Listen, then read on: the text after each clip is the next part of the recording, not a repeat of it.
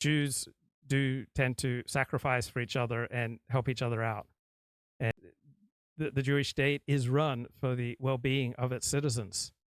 And there is a tremendous amount of generosity extended largely to members of your fellow in-group, to fellow Jews.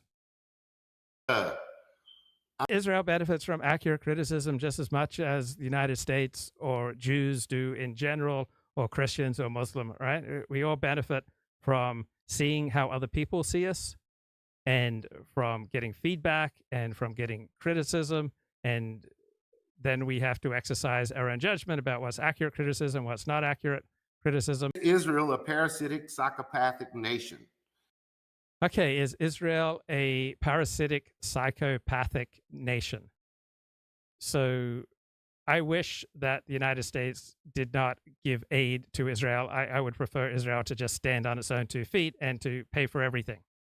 But the amount of aid that the United States gives Israel is only a very tiny portion of the Israeli economy.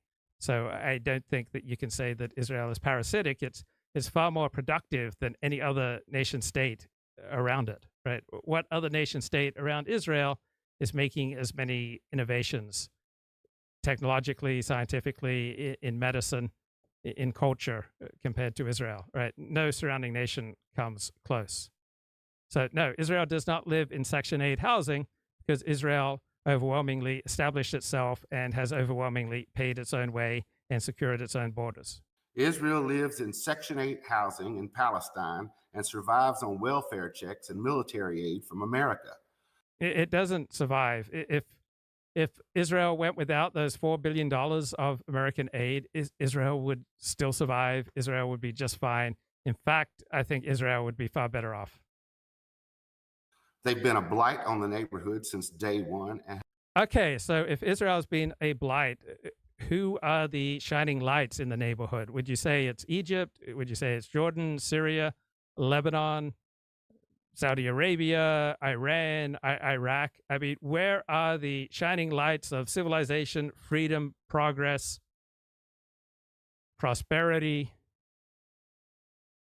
Who's innovating? Who's coming up with breakthroughs? Who is making the world a better place through scientific, medical, technological, entrepreneurial breakthroughs?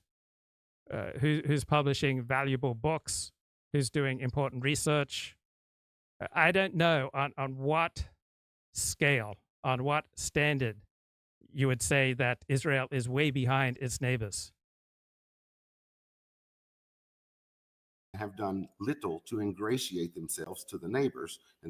Well, when the neighbors repeatedly try to wipe you out, what kind of sick party would then be intent on ingratiating themselves with those who are trying to wipe them out? Now, Egypt has stopped trying to wipe out Israel, but overall, the Egyptian people absolutely hate Israel, right? The Egyptian government has met the terms of the agreement that are reached with Israel and the United States, but it's not doing anything to have better relations with Israel. It just does the bare minimum to continue to get American subsidies. In the region, Israel epitomizes the loser, the scum. Okay, so on what basis is Israel the loser in the Middle East? It has the strongest military in the Middle East, has the most innovative economy, it creates the most breakthroughs, it publishes the most innovative research. I mean, on what scale is Israel a loser compared to Egypt, Syria, Lebanon, Jordan? Right? How exactly are the surrounding Arab states just winners and Israel's a loser? Scumbag who claims all of his ex-girlfriends, all of his neighbors are shitheads, not him. They claim it's So if you think the view that the nations surrounding Israel are a bad neighborhood, all right, you'd have to argue on what basis do you say they're a bad neighborhood? And the nation states surrounding Israel are incredibly backward, right? They don't give much to the world, right? They don't produce anything. They don't make many breakthroughs, right? They're incredibly primitive and savage nations.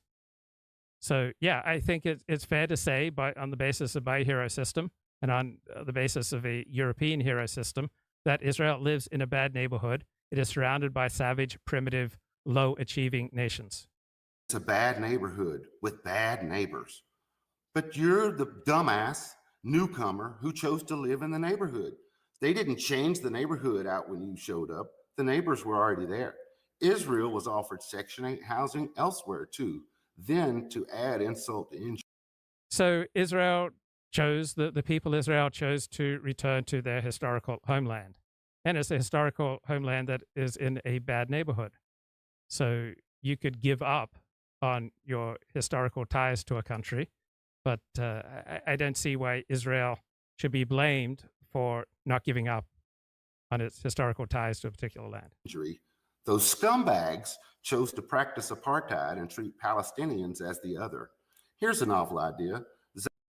Okay, so which nation states treat non citizens exactly the same as citizens?